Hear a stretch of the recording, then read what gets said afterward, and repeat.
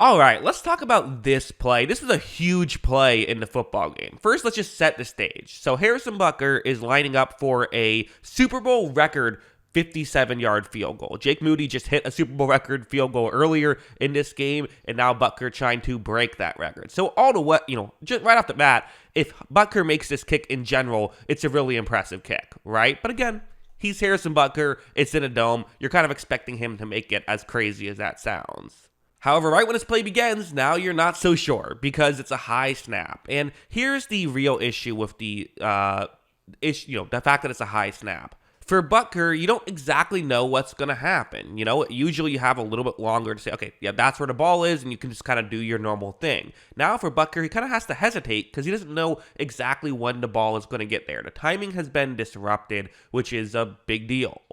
As you see, Tommy Townsend actually does a great job here of being able to get it down. So, that's kind of an underrated aspect of this. You got to give him credit. But there's now the next part of this. So Butker, had to hesitate a little bit. He can't really get his whole, motion through this here. He's almost kind of having to just sort of kick it and use all leg here. Can't get his full body motion through it the way you typically like.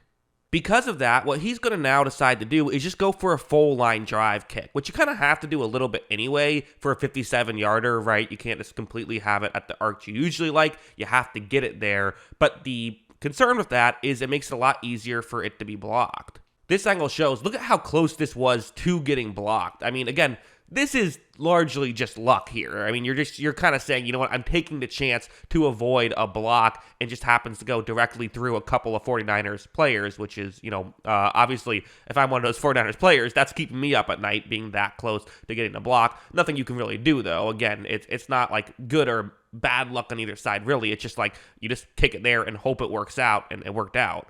But of course, you see Butker has the leg strength to also kick it through there, which, again, one of the better kicks you'll ever see. And if he missed that field goal, it can't be, overstated how important that was. I mean, we would have been looking at the 49ers having the ball around midfield with 5 minutes left, already up 7. Instead, it was a situation where now they're only up 4 points.